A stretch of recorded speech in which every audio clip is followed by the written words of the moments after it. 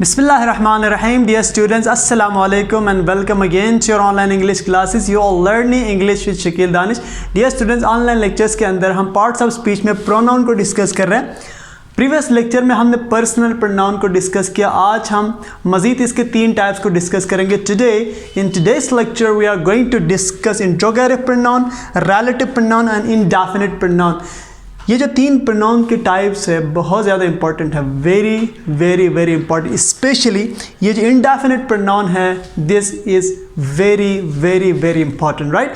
अब बेटे हम इंट्रोगेटिव प्रोनाउन से स्टार्ट करते हैं. इंट्रोगेटिव प्रोनाउन हर तमाम WH words, all the WH words when used in the beginning of the sentence we call them interrogative pronoun. Her WH words में हमारे पास when आता है, why आता है, where, who, whom, how जुमले के स्टार्ट में आता है, तो ये क्या होते हैं? इंट्रोगेटिव प्रोनाउन होते हैं.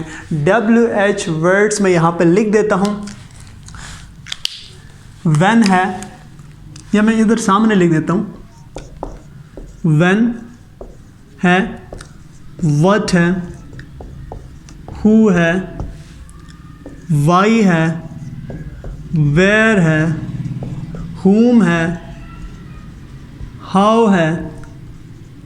These are WH words. इनको बेटे हम WH words कहते हैं. जुमले के स्टार्ट में आए तो ये जुमले को इंट्रोगेटिव बनाते हैं और ख़ुद क्या होते हैं? इंट्रोगेटिव प्रोनाउन होते हैं. फॉर एग्जांपल मैं यहाँ पे लिखता हूँ इसकी एक example. What is your hobby? आपका मशगला क्या है? तो इस जुमले में अगर कोई आपसे पूछे इंट्रोगेटिव प्रोनाउन क्या है तो आप क्या बताएंगे? What is the interrogative pronoun. इसी तरह एक और एग्जांपल मैं यहां पे लिख देता हूं. When was your birthday? When was your birthday? आपकी बर्थडे कब है, राइट. तो यहाँ पे when क्या है? When is interrogative pronoun.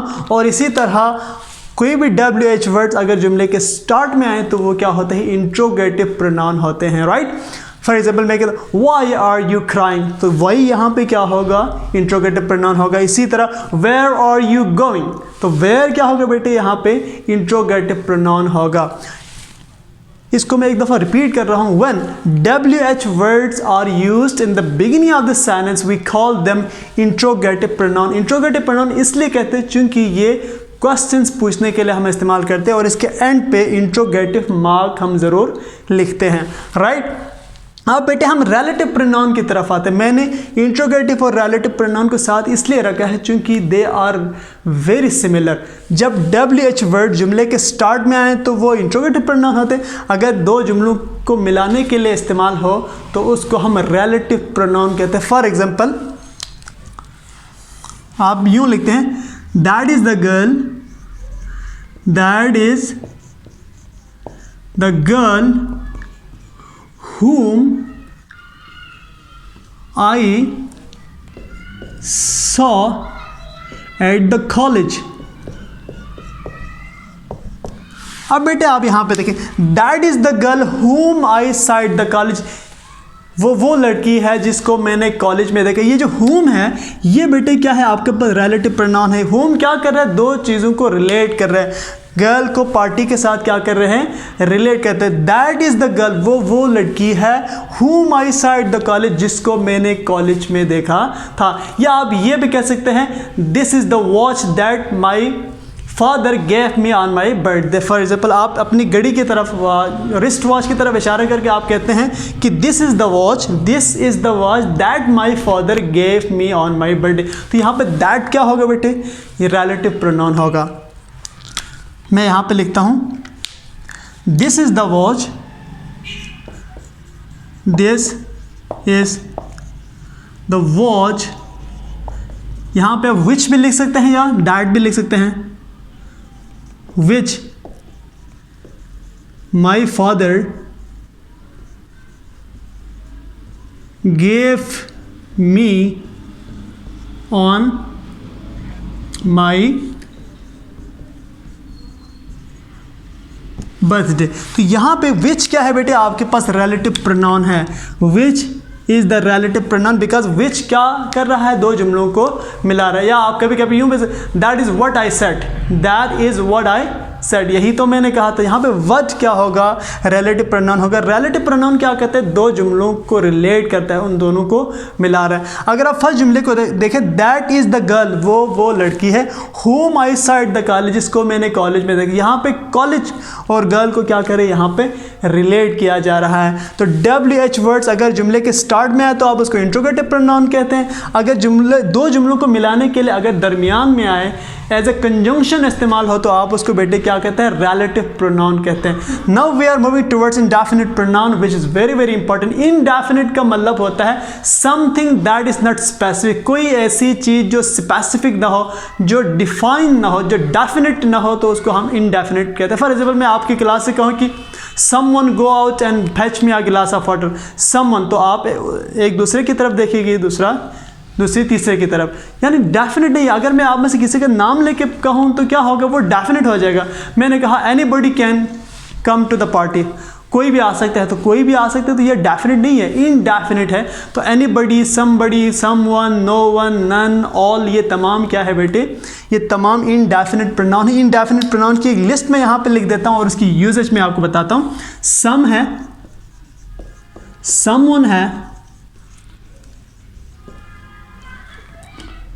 Somebody है, नोबडी है, नन है, ऑल है, एवरीवन है, everybody. These are indefinite pronoun. ये प्रोनाउन क्या है बेटे, ये इनडेफिनेट प्रोनाउन है। Some, someone, somebody, nobody, none, all, everyone, everybody, all these are indefinite pronoun. तो यहाँ पे मैं इसका जुमला लिख देता हूँ। सम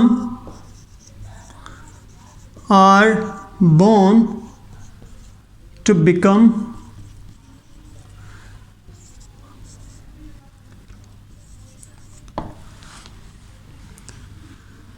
या मैं यूं लिखता हूं, some are born to become heroes,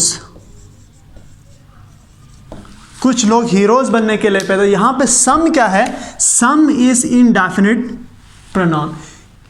या आप यूं कहें कि everybody is absent except Ali, Ali के सिवा सब ऐसे। यहाँ पे एवरीबडी क्या होगा, इनडेफिनिट प्रोनाउन होगा। सो हम आज के लेक्चर को जरा कंक्लूड करते हैं। Today we talk about the types of pronoun. Personal pronoun को हमने डिस्कस किया था, आज हमने इंट्रोगेटिव प्रोनाउन को डिस्कस किया, रिलेटिव प्रोनाउन को और इनडेफिनिट प्रोनाउन को डिस्कस किया। और इसमें से इनडेफिनिट प्रोनाउन है आपके एग्जाम के पॉइंट ऑफ व्यू से सबसे ज़्यादा इंपॉर्टेंट है।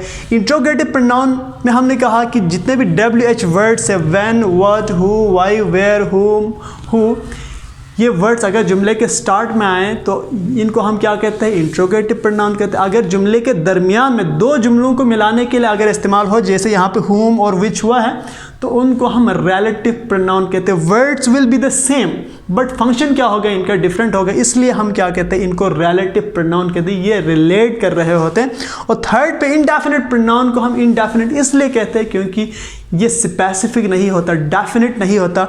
सम, समवन, अगर मैं कहूँ समवन तो डेफिनेट नहीं। अगर मैं किसी का नाम लेके कहूँ तो फिर वो डेफिनेट हो जाएगा। अदरवाइज मैं someone, anyone, anybody, right, nobody कहें तो क्या होगा, ये स्पेसिफिक नहीं होगा, डेफिनेट नहीं होगा। इसीलिए इनको हम इनडेफिनिट प्रोनाउन कहते हैं। इनडेफिनिट प्रोनाउन जुमले के स्टार्ट में भी आ सकते हैं और जुमले के एंड पे भी आ सकते हैं, राइट। एज ए सब्जेक्ट भी इस्तेमाल हो सकते हैं और एज एन ऑब्जेक्ट भी इस्तेमाल हो सकते हैं, राइट। लेकिन ये जो इंट्रोगेटिव प्रोनाउन है ये हमेशा मोस्टली जुमले के स्टार्ट में ही आएगा। और रिलेटिव प्रोनाउन दो जुमलों को मिलाने के लिए हम इस्तेमाल करते हैं।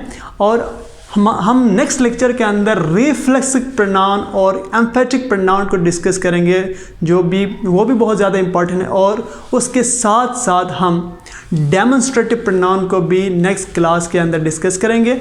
अगर अभी तक आपने मेरा चैनल सब्सक्राइब नहीं किया तो सब्सक्राइब करें, और अगर आपको वीडियो अच्छी लगे तो आप उसको शेयर भी कीजिएगा। It's enough for today. See you in the next lecture. Till then, Allah Hafiz.